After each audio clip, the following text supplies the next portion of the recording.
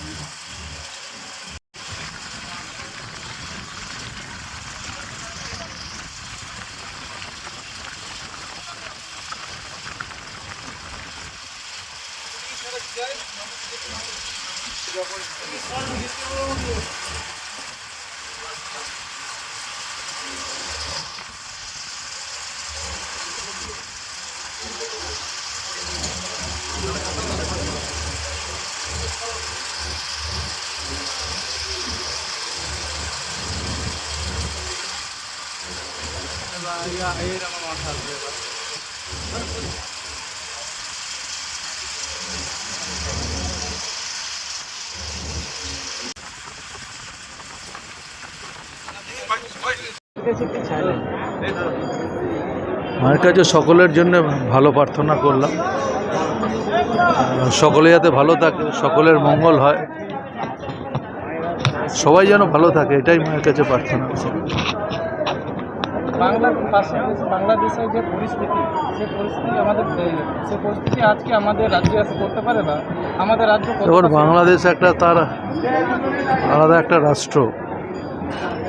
আমি কখনোই আমার প্রতিবেশী রাষ্ট্র সম্পর্কে বলবো না, এই সম্পর্কে যা বলবে কেন্দ্রীয় সরকার বলবে।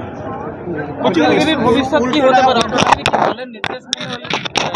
এসব এইসব এইসব কোনো বক্তব্য আমাদের যেটা ভালো, গোবরাজপুরে ফায়ার স্টেশন আমাদের রেডি হয়ে গেছে, কিছুদিনের মধ্যে এটা উদ্বোধন হবে।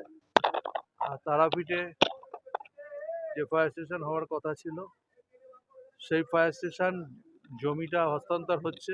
এরপরে প্ল্যানিং এস্টিমেট করে খুব তাড়াতাড়ি তারাপীঠে এবং লাভপুর এই দুটো ফায়ার স্টেশন আমার নলাড্ডিও হচ্ছে। ওটা জমি নিয়ে সমস্যা আছে, ওটা দেখা হচ্ছে। শুধু নলাড্ডি না, মুরারাইও আছে। আগুন লেগেছে না, দমকল দেরিতে জানে, এটা কিছু লোকের বক্তব্য সবসময় থাকে। আর আমি বলছি দমকল ঠিক টাইমেই গেছে, 8টা গাড়ি আমাদের কাছে, আগুনও খুব দ্রুততার সাথে নেমে গেছে। হ্যাঁ, আশিস দা এখানে আমাদের আছেন, নেতা আমাদের আশিস দা আমাকে বারবার বলেন যে আমরাও ভেবেছি যে এখানে একটা টেম্পোরারি, যতদিন না পার্মানেন্ট আমাদের হচ্ছে, একটা জায়গা আমাদের ব্যবস্থা আশিস দা করে দিচ্ছেন। এখানে পিএইচির সাথে কথা বলে আমরা এখানে একটা গাড়ি টেন্ডার রাখার ব্যবস্থা করব। আচ্ছা সুবিধা, রামপাট মহকুমার মধ্যে একটা দমকল কেন্দ্র রামপাটে, সেখানে রেস্কিউ ভ্যানের সংখ্যা মাত্র 1।